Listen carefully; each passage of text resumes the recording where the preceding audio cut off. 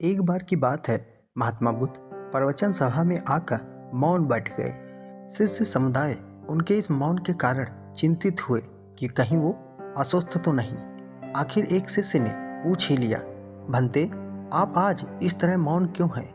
वो नहीं बोले तो दूसरे शिष्य ने फिर से पूछा, गुरुदेव, आप स्वस्थ तो हैं? बुद्ध फिर भी मौन रहे। इतने में बाहर से एक व्यक्ति ने जोर से पूछा, आज आपने मुझे धर्म सभा में आने की अनुमति क्यों नहीं दी?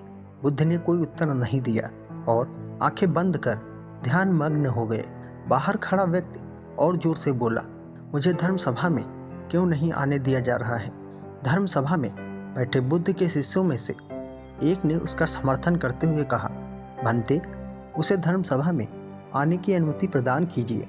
महात्मा बुद्ध ने आंखें खोली और बोले, नहीं, उसे अनुमति नहीं दी जा सकती क्योंकि वह अछूत है।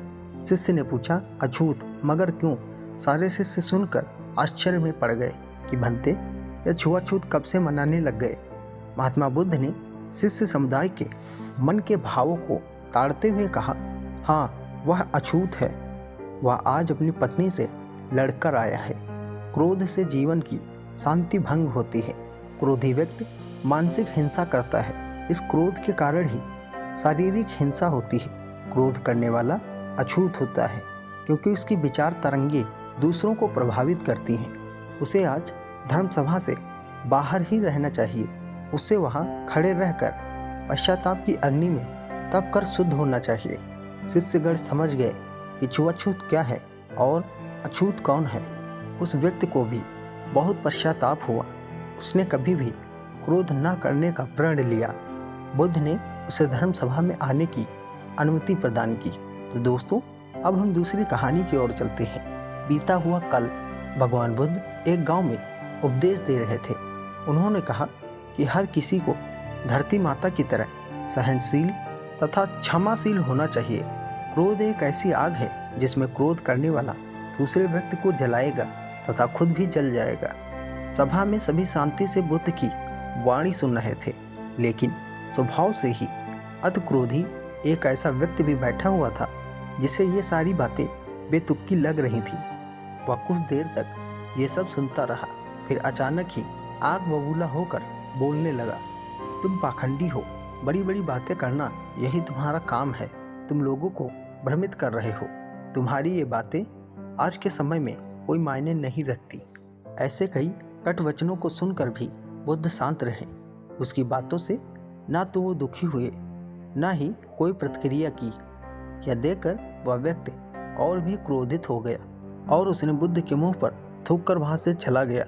अगले दिन जब उस व्यक्ति का क्रोध शांत हुआ तो उसे अपने बुरे व्यवहार के कारण पछतावे की आग में जलने लगा और वह बुद्ध को ढूंढते हुए उसी स्थान पर पहुंचा। पर बुद्ध कहाँ मिलते? वह तो अपने शिष्यों के साथ पास वाले एक अन्य गांव में निकल चुके थे। व्यक्ति ने बुद्ध के बारे में लोगों से पूछा और ढूंढते ढूंढते वहां पहुंच गया जहां बुद्ध प्रवचन दे रहे थे। उन्हें देखते ही वह उनके चरणों में गिर पड़ा और बोला, मुझे क्षमा कीजिए प्रभु। बुद्ध ने पूछा, कौन हो भाई? तुम्हें क्या हुआ है और तुम क्षमा क्यों मांग रहे हो? उसने कहा, आप भूल गए हैं, मैं वही हूँ जिसने कल आपके साथ बहुत बुरा व्यवहार किया था। मैं अपने दुष्ट आचरण की क्षमा याचना करने आया हूँ। बुद्ध ने प्रेम पूर्वक कहा, बीता हुआ कल तो मैं कल वही छोड़कर आ गया हूँ और तुम अभी वहीं अटके हुए हो। तुम्हें अपनी गलती का आभास हो गया है। तुमने पश्चाताप कर लिया है। तुम निर्मल हो चुके हो। अब तुम आज में प्रवेश करो। बुरी बातें तथा बुरी घटनाएं याद करते रहने से वर्तमान और भविष्य दोनों बिगड़ जाते हैं। बीते हुए कल के कारण आज मत बिगाड़ो। उस व्यक्ति का सारा बोझ उतर गया। उसने भगवान बुद्ध के चरणों में पड़कर क्रोध तथा क्षमाशीलता का संकल्प लिया। बुद्ध ने उसके सिर पर आशीष का हाथ रखा। उस दिन से उसमें परिवर्तन आ गया और उसके जीवन में सत्य, प्रेम व करुणा की धारा बहने लगी। मित्रों, बहुत बार हम भूत में की गई किसी गलती के बारे में सोचकर बहुत बार दुखी होते हैं और खुद को कोसते हैं। हमें ऐसा कभी नहीं करना चाहिए।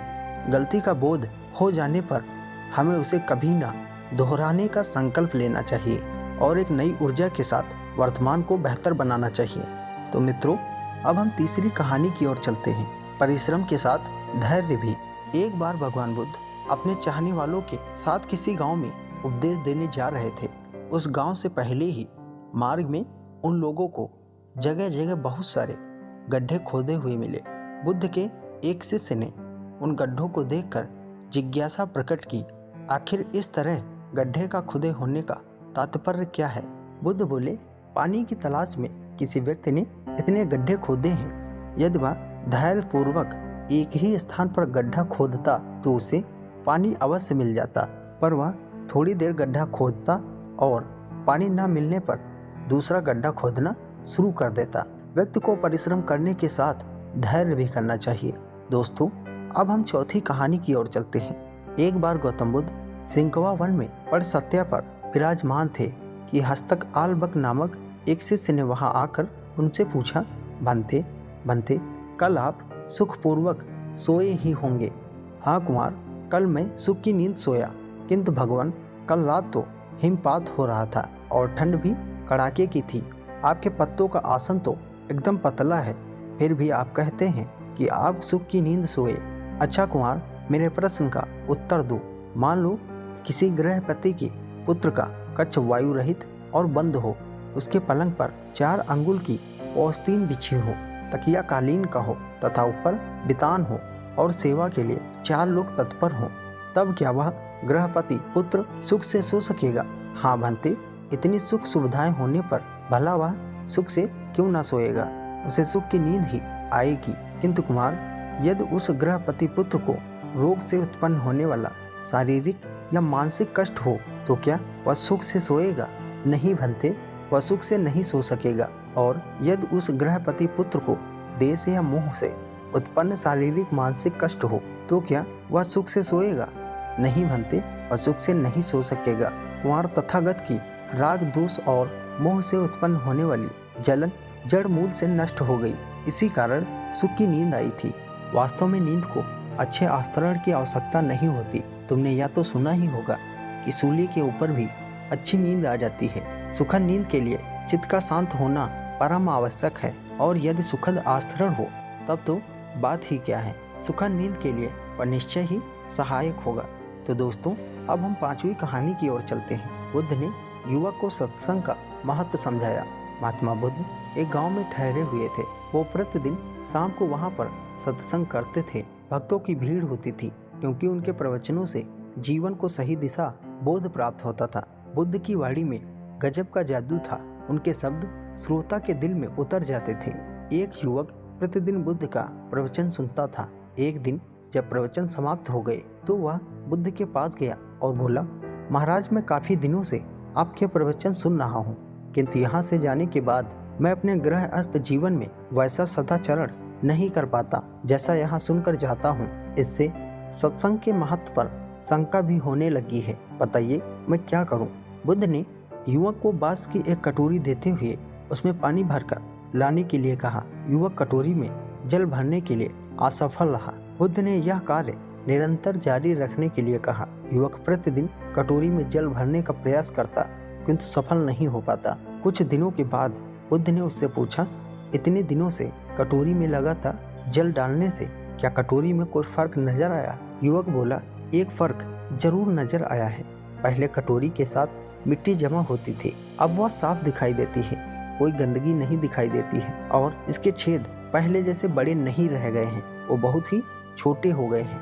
तब बुद्ध ने उसे समझाया, यदि इसी तरह उसमें पानी निरंतर डालते रहोगे तो कुछ दिनों में ही ये छेद फूलकर बंद हो जाएंगे और कटोरी में पानी भर जाएगा।